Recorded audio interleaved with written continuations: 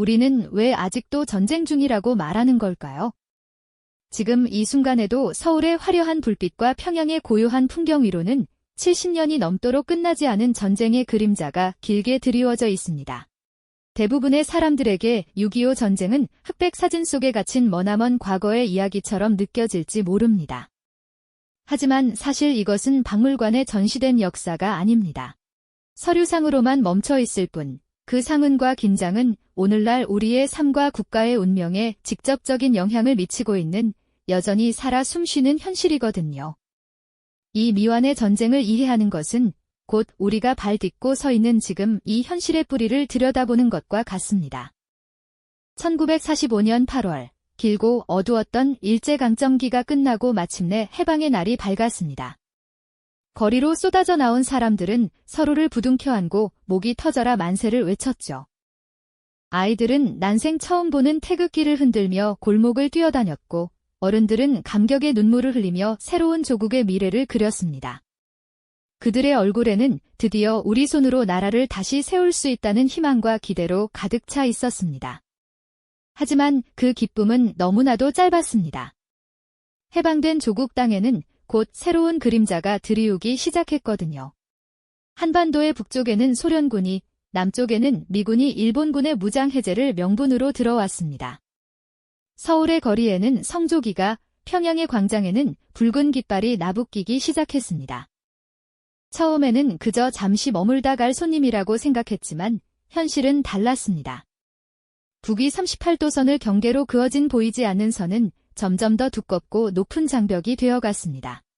미군과 소련군 병사들이 서로를 경계하며 서 있는 38선 초소의 풍경은 한반도의 운명이 우리 손을 떠나 강대국들의 이념 대결의 장으로 변해가고 있음을 보여주는 상징적인 장면이었죠.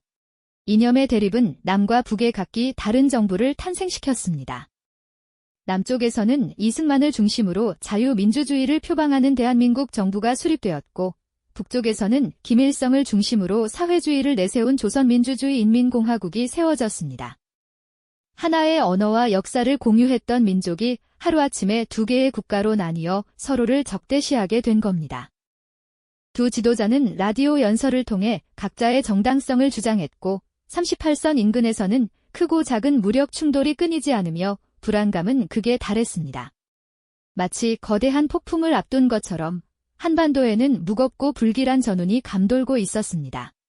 그리고 마침내 1950년 6월 25일, 그 고요했던 일요일 새벽의 정적을 깨뜨린 것은 다름 아닌 포성이었습니다. 38선 전역에서 북한군이 기습적으로 남침을 개시한 것이죠. T-34 전차를 앞세운 북한군은 파죽지세로 밀고 내려왔고, 제대로 된 준비가 되어 있지 않았던 국군은 속수무책으로 무너졌습니다. 전쟁이 시작되었다는 소식은 순식간에 퍼져나갔고, 서울 시민들은 공포에 휩싸였습니다. 사람들은 살기 위해 최소한의 짐만 챙겨 피난길에 올랐습니다. 아이의 손을 잡고 늙은 부모를 등에 업은 피난민들의 행렬은 끝없이 남쪽으로 이어졌고, 한강 다리는 그들의 절규와 울음으로 가득 찼습니다. 불과 사흘 만에 수도 서울이 함락되고 국군과 유엔군은 낙동강 방어선까지 밀려 내려갔습니다. 이제 더 이상 물러설 곳이 없는 절체절명의 위기였죠. 부산의 임시수도에는 절망감이 감돌았고 한반도는 붉게 물드는 듯 보였습니다.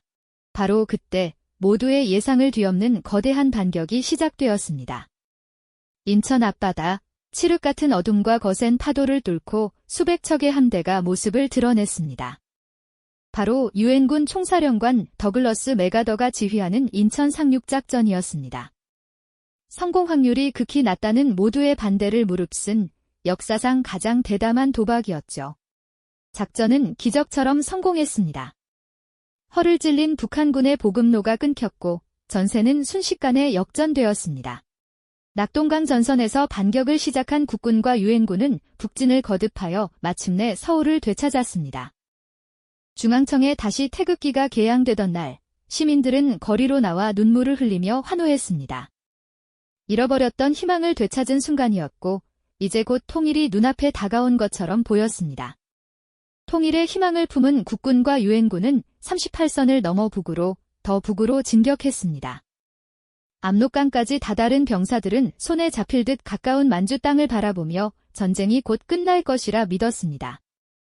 하지만 그들이 마주한 것은 전쟁의 끝이 아니라 전혀 예상치 못했던 새로운 적이었습니다. 그날 밤 고요한 산야를 뒤흔드는 섬뜩한 꽹과리와 피리 소리와 함께 수십만 명의 중공군이 인해전술로 몰려들기 시작했습니다. 끝없이 밀려오는 중공군의 공세에 유엔군은 속수무책으로 밀려나기 시작했죠. 특히 혹독한 추위로 악명 높았던 장진호 전투는 그야말로 지옥과도 같았습니다. 영하 30도를 넘나드는 살인적인 추위 속에서 병사들은 총이 얼어붙고 동상으로 발을 잘라내면서도 처절하게 싸워야 했습니다. 희망은 다시 절망으로 바뀌었고 흥남부두에는 후퇴하는 군인들과 그들을 따라 나선 피난민들로 아수라장이 펼쳐졌습니다. 이것이 바로 영화 국제시장의 배경이 된 눈물겨운 흥남철수 작전입니다. 결국 전선은 다시 38선 부근에서 교착 상태에 빠졌습니다. 전쟁은 더 이상 영토를 차지하기 위한 기동전이 아니었습니다.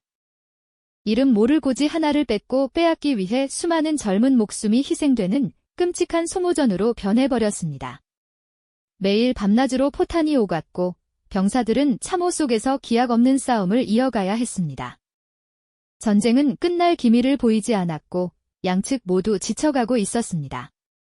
길고 지루한 소모전이 계속되는 동안 전선 후방의 판문점에서는 또 다른 전쟁이 시작되었습니다.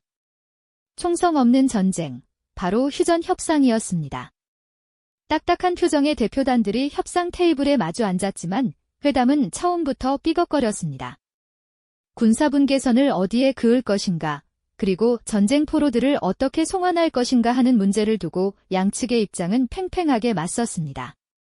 협상이 결렬되고 재개되기를 반복하는 동안에도 전방위 고지에서는 수많은 병사들이 목숨을 잃어가고 있었습니다. 2년이 넘는 지루한 협상 끝에 마침내 양측은 합의에 이르게 됩니다. 1953년 7월 27일 판문점에서 정전협정문 서명이 이루어졌습니다. 이 순간을 기점으로 한반도의 모든 총성은 멎었습니다. 길고 끔찍했던 3년간의 전쟁이 드디어 멈춘 것입니다. 하지만 이것은 결코 평화의 시작을 의미하지 않았습니다. 협정문의 이름은 평화협정이 아닌 전투를 잠시 멈춘다는 의미의 정전협정이었기 때문입니다. 바로 이 지점에서 한반도의 비극은 새로운 국면을 맞이하게 됩니다.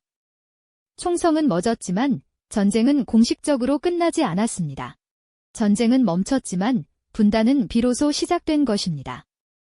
휴전선이라는 거대한 철조망이 한반도의 허리를 가로막았고 수많은 가족들이 생이별의 아픔을 겪어야 했습니다. 전쟁이 남긴 상처와 폐허 위로 세계에서 가장 길고 슬픈 분단의 역사가 시작된 순간이었습니다. 휴전 70년이 넘도록 지속되는 이 분단이 우리 사회에 남긴 그림자는 과연 무엇이며 우리는 미래를 위해 무엇을 기억하고 성찰해야 할까요? 오늘 이야기가 우리의 현재를 돌아보는 계기가 되었다면 구독과 좋아요 부탁드립니다. 다음 영상에서는 이 분단의 상처 속에서도 꿋꿋하게 자신들의 삶을 일궈낸 한국인들의 더욱 깊은 이야기로 찾아뵙겠습니다.